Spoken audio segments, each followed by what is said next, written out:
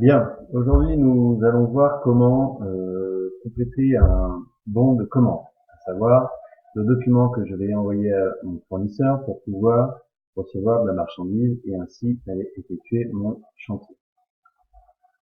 Là, l'exemple c'est le bon de commande de chez Bretagne Matériel.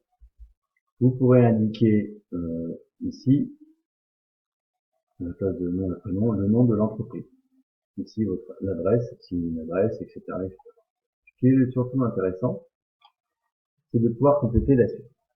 Donc, vous voyez qu'il y a plusieurs colonnes. La première, c'est la référence. Donc, généralement, on indique ici la référence du, produit. Ensuite, vous indiquez ici le nom du produit. Par exemple, planche de bois, fenêtre, etc. Et après, vous devez indiquer les différents éléments qui vont permettre de calculer le total hors taxe. Alors, si on achète un produit qui se vend par mètre carré, eh bien, vous indiquerez ici le prix hors taxe, imaginons 25 €, et ici le nombre de mètres carrés que l'on souhaite acheter. Par exemple, de 10 mètres carrés.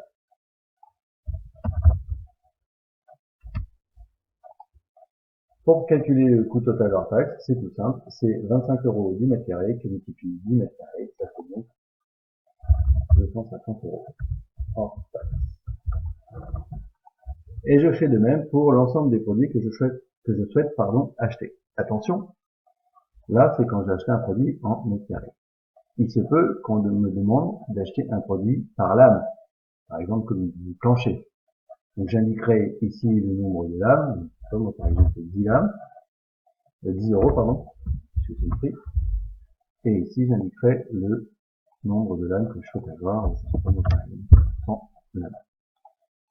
Et j'obtiens un total de 1000 €, à savoir 10 que multiplie 100. Idem pour toutes les références où on achète à l'unité. Par exemple, j'achète des clous.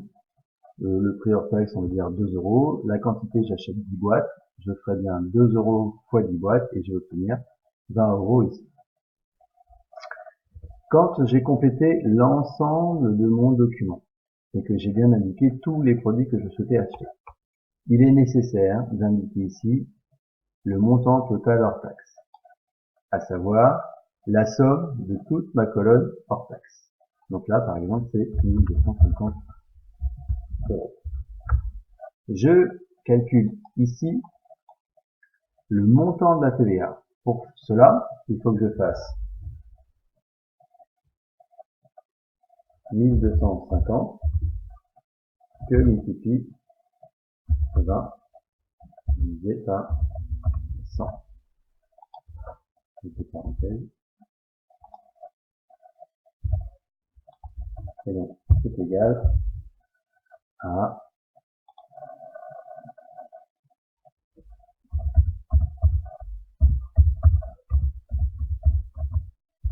250 €. Le montant de ma TVA sur les produits que j'ai achetés est de 250 €. Ensuite, pour terminer mon bon de commande, pardon, j'additionne le montant hors taxe plus le montant de ma TVA et j'obtiens donc 1500 €. Ma commande est de 1500 €. Et je peux du coup envoyer ce bon de commande là à mon fournisseur.